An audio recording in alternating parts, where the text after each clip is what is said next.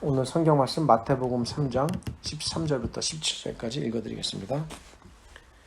이때에 예수께서 갈릴리로부터 요단 강에 이르러 요한에게 세례를 받으려 하시니 요한이 말려 이르되 내가 당신에게서 세례를 받아야 할 터인데 당신이 내게로 오시나이까. 예수께서 대답하여 이르시되 이제 허락하라. 우리가 이와 같이 하여 모든 의를 이루는 것이 합당하니라 하시니 이에 요한이 허락하는지라. 예수께서 세례를 받으시고 곧 물에서 올라오실새 하늘이 열리고 하나님의 성령이 비둘기같이 내려 자기 위에 임하심을 보시더니 하늘로부터 소리가 있어 말씀하시되 이는 내 사랑하는 아들이요 내 기뻐하는 자라 하시니라. 2주 전, 그러니까 7월 24일에 이 본문을 가지고 설교를 했습니다. 얼마 전 예수님께서 성전을 청결하게 하신 사건을 두 번에 걸쳐 설교한 것처럼 이 본문도 오늘까지 두 번에 걸쳐서 설교를 마무리할 생각입니다. 이 본문에서 다루어야 할 중요한 내용이 두 가지가 있는데 그것을 한 번에 다 말씀드리는 것이 시간상 제약이 따르므로 이렇게 두 번에 걸쳐 설교를 하게 되었습니다. 이 본문은 중요하게 다루어야 할 두 가지 핵심이 있습니다. 그 두 가지 핵심 가운데 첫 번째 것을 지난 7월 14일에 말씀드렸습니다. 지난번 설교에서 말씀드렸던 이 본문의 중요한 첫 번째 핵심은 세례란 죄인이 죄를 용서받았음을 상징적으로 나타내기 위해 받는 것인데 왜 죄 없으신 예수님께서 세례를 받으셨는가 였습니다. 이 부분이 지난번 설교의 논점이었습니다. 비록 예수님께서는 죄가 없으시지만 죄인들의 죄를 대신 지셨습니다. 그러기에 예수님께서는 죄인들의 죄를 하나님께로부터 대신 용서받으셔야 하는 절차가 필요하셨습니다. 예수님께서 사람들의 죄를 대신 짊어지시고 모든 죄를 완전히 용서받으시는 최종적인 완성은 예수님께서 십자가에 달려 죽으심으로써, 즉 예수님께서 사람들이 받아야 할 죄의 형벌을 온전히 받아내심으로써 완성되게 됩니다. 그런데 그 전에 예수님께서는 자신이 이렇게 사람들의 죄를 대신 짊어지셨다는 사실을, 그리고 장차에는 그 죄들을 모두 대신 용서받을 것이라는 사실을 상징적으로 나타내셔야 할 필요가 있으셨습니다. 이에 예수님께서는 자신이 이렇게 사람들의 죄를 모두 대신 지시고 용서받을 분이라는 사실을 나타내시기 위해 친히 세례의 자리로 나아가신 겁니다. 그리고 나아가서 예수님께서 이렇게 사람들의 죄를 대신 짊어지셨다는 것은 최종적으로는 예수님께서 사람들을 죄에서 구원하실 구원자라는 사실을 더불어 나타내게 됩니다. 그런데 예수님께서 세례 요한에게 세례를 받으신 이 행위 안에는 두 가지 중요한 사실이 담겨 있습니다. 그것은 첫째, 예수님께서 사람들의 죄를 모두 짊어지시고 대신 용서받으실 것이다. 그리고 둘째, 예수님께서는 사람들을 죄에서 구원하실 구원자시다. 세례 요한은 처음에 자신보다 높으신 죄 없으신 예수님께서 왜 세례를 받으셔야 하는지 그 이유를 알지 못했습니다. 그래서 예수님께 세례 베풀기를 거절했습니다. 그러나 예수님께서는 세례 요한에게 허락하라. 우리가 이와 같이 하여 모든 의를 이루는 것이 합당하니라 라고 말씀하셨습니다. 이 말씀은 세례 요한이 세례를 베풀고 예수님께서 세례 요한에게 세례를 받으시는 이 일은 모두 하나님의 구원을 이루기 위하여 필요한 일이라는 것입니다. 그러기에 세례 요한이 예수님께 세례를 베푼다는 것은 예수님께 대한 사적인 행위가 아니라 공적인 행위가 되는 것입니다. 즉 세례 요한은 공식적으로 예수 그리스도의 구원의 사역을 이루기 위하여 동참하는 것이고 세례를 베품으로써 그렇게 하는 것입니다. 당시에는 세례 요한이 자신의 이런 행위가, 즉 예수 그리스도께 세례를 베푸는 것이 이렇게 중대한 의미가 들어있음을 잘 깨닫지 못했지만 훗날 세례 요한이 깨닫게 됩니다. 그리하여 세례 요한은 예수님을 세상을 구원하시기 위하여 다른 사람들을 대신하여 희생당하실 6월절의 어린 양과 같은 분으로 이해하게 됩니다. 대략 여기까지가 이 본문 안에 담겨있는 첫 번째 중요한 핵심적인 내용입니다. 오늘은 이어서 이 본문 안에 담겨있는 두 번째 핵심적인 내용에 대하여 생각해 보려고 합니다. 지난 시간에는 예수님께서 세례 요한에게 세례를 받으셨다는 이 행위 자체에 대하여 생각해 보았다면, 오늘 생각해 보아야 할 중요한 한 가지 사실은 예수님께서 세례를 받으시는 절차와 연관된 것입니다. 예수님께서 세례를 받으시는 하나하나의 모든 절차를 생각해 보자는 것이 아니라, 예수님께서 세례를 받으실 때 특별히 물로 세례를 받으신 일에 대하여 생각해 보려고 합니다. 그래서 오늘 설교 제목이 예수님께서는 왜 물로 세례를 받으셨는가입니다. 관점에 따라 예수님께서 물로 세례를 받으신 이 사건이 중요하게 생각되지 않으실 수도 있습니다. 예수님께서 세례를 받으신 사실 자체가 중요하지 물로 세례를 받으신 것이 무엇이 중요한가라고 반문을 제기할 수 있습니다. 그러나 그것은 너무 섣부른 판단입니다. 우리가 성경에서 어떤 것을 해석하고 그 의미를 파악하는 기준은 나의 판단과 나의 생각이 아닙니다. 내가 중요하다고 생각하는 것을 강조하고 깊이 있게 다루고, 내가 중요하지 않다고 생각하는 것은 소홀히 다루는 것은 성경을 대하는 바른 자세는 아닙니다. 이렇게 성경을 다루다 보면 자칫 주관적인 경향으로 빠지기 쉽습니다. 주관적인 해석은 성경을 잘못 이해하고 해석하게 하는 실수를 범하게 합니다. 성경을 해석하고 다룰 때 중요하게 다뤄야 할지 말지를 결정하는 것은 내가 아니라 성경입니다. 즉, 결론을 말씀드린다면 성경 자체가 곧 성경의 결정권자가 됩니다. 어려운 말일 수 있으나 그렇게 어려운 말이 아닙니다. 이 말이 무슨 말씀인가 하니, 어떤 특정 본문을 다룰 때 그 본문이 얼마나 중요한 내용을 담고 있는가는 내가 결정하는 것이 아니라 성경이 결정한다는 것입니다. 이미 성경이 그렇게 결정하고 그런 것을 배경으로 그 본문에서 그런 것들을 말하는 경우가 매우 많습니다. 그래서 성경은 성경을 따라 해석해야 합니다.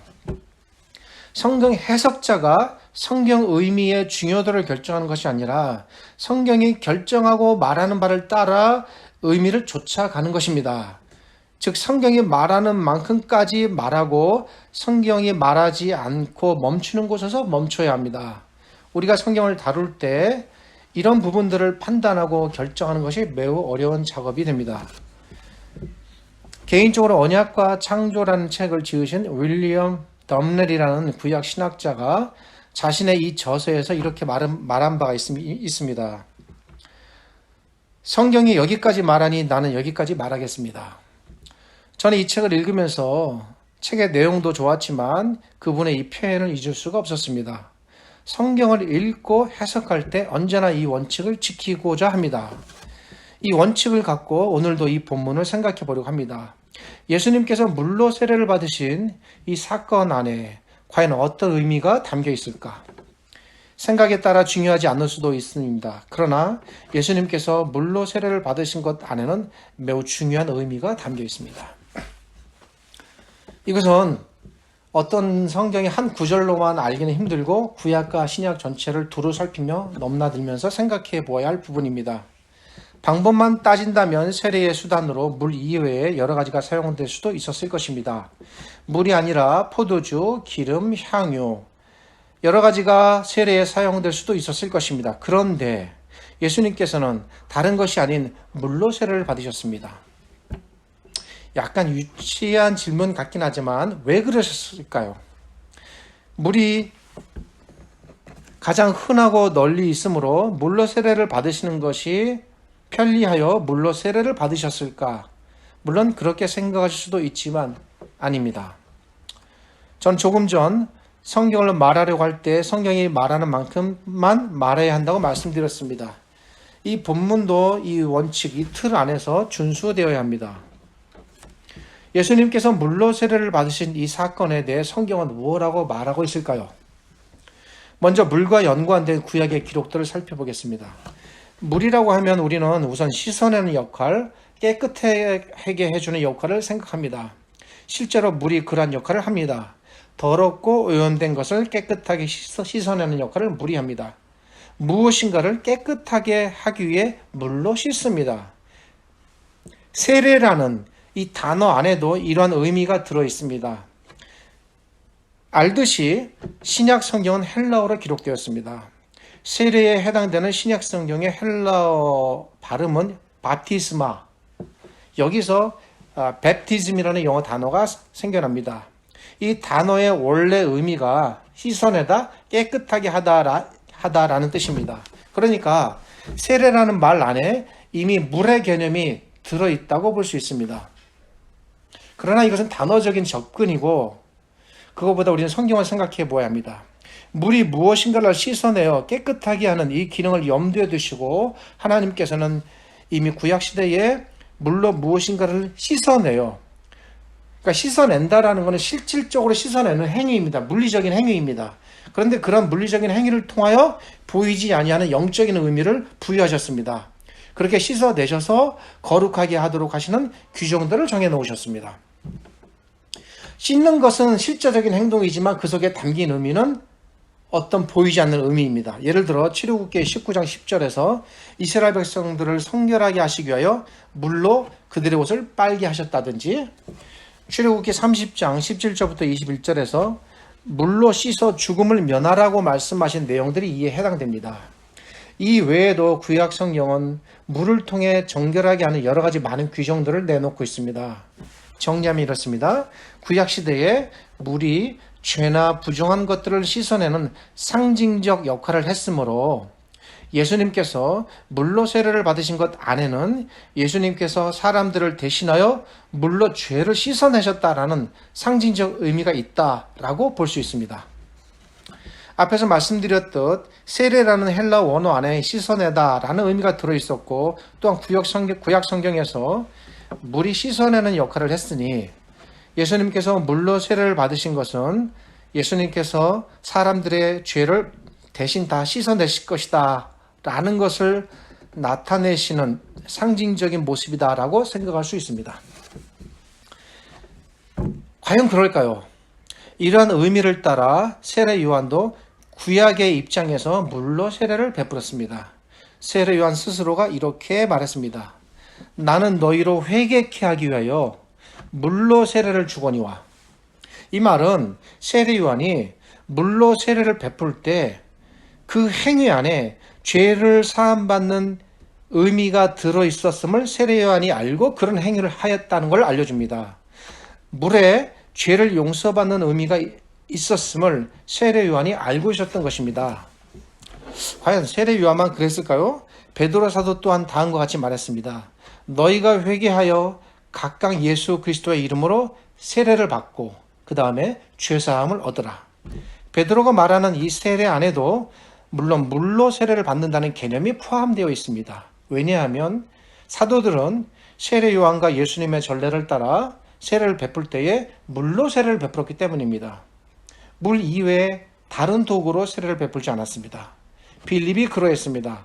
베드로 사도 역시 세례 요한과 같은 입장입니다. 베드로 사도도 물로 세례를 받는 것이 곧 죄사함을 나타내는 것이다 라고 이해했던 것입니다.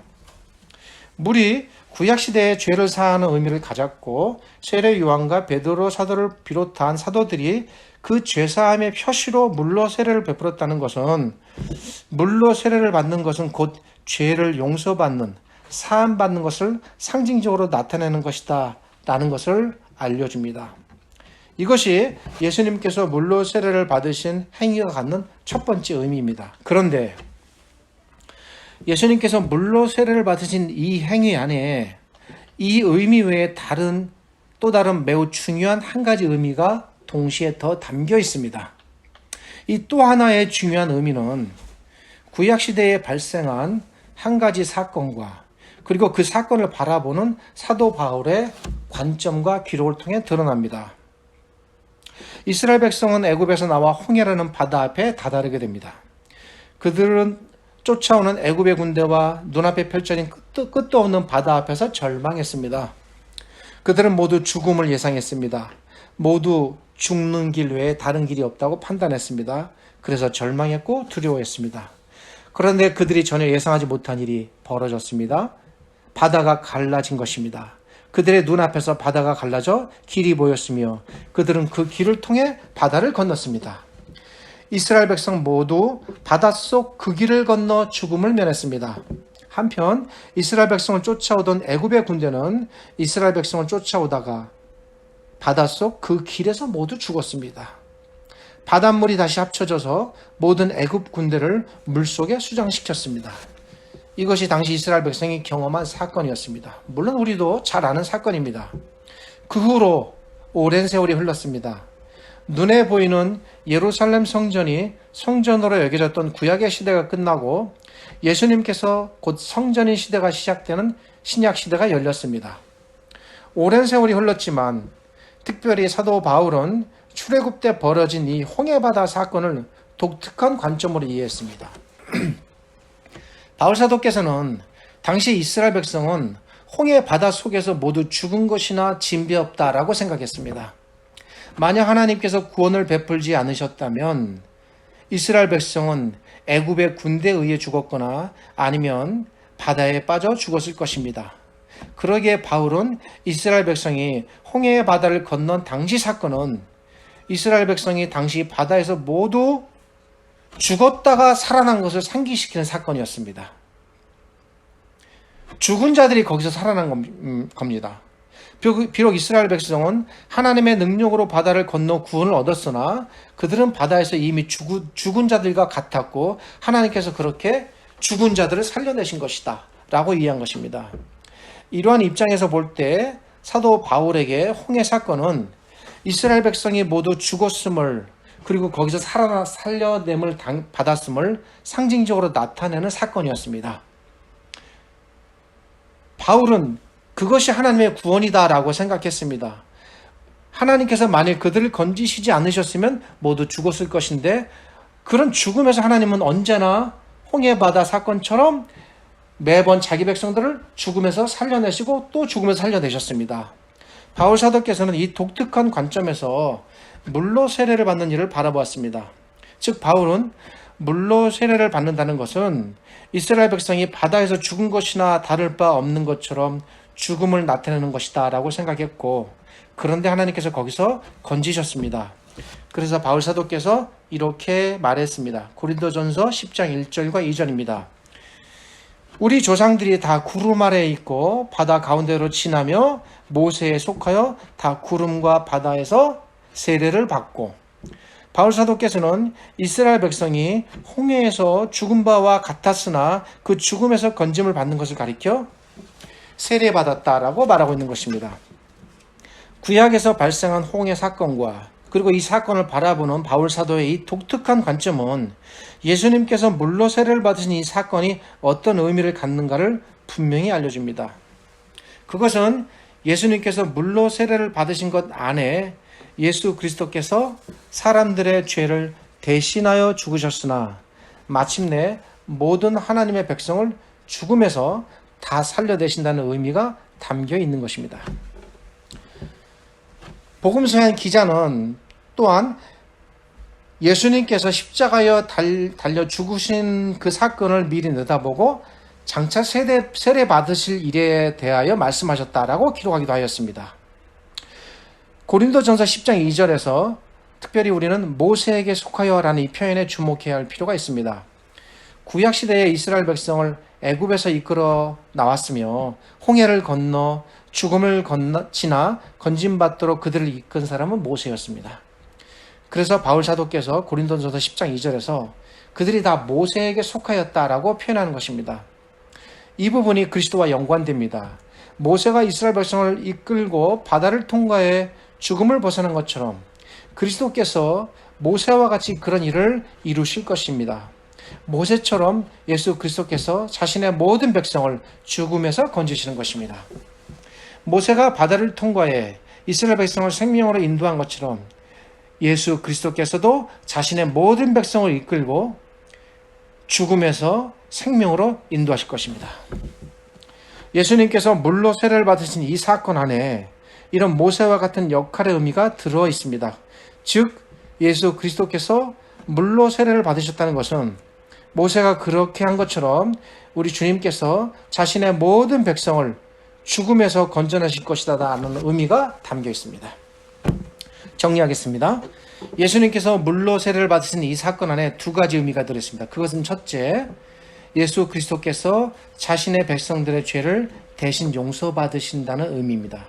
그리고 둘째, 예수 그리스도께서 자신의 모든 백성을 사망에서, 죽음에서 건지실 것입니다.